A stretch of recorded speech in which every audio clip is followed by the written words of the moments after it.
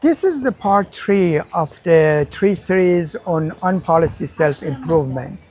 On the first part, we mentioned that what's the difference between off-policy and on-policy, whether on-policy actually look at its own trajectory, whether with teacher or without teacher. When it's without teacher, it becomes on-policy self-improvement.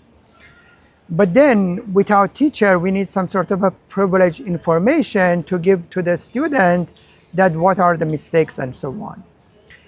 In this case, we are referring to a paper called UOPSD, and that is unsupervised on-policy self-improvement.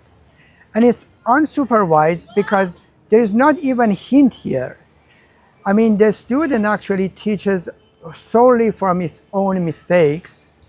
And the way that it detects what is the mistake is that it doesn't generate one trajectory, one run. It generates many runs.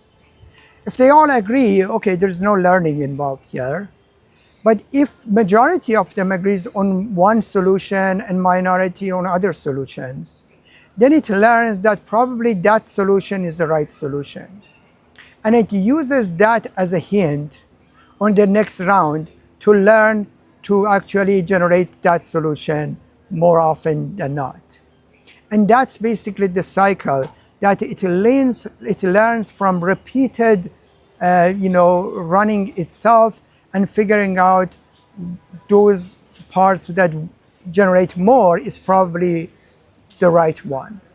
And they showed that actually that's also can improve the model all from its own, basically, multiple runs and so on.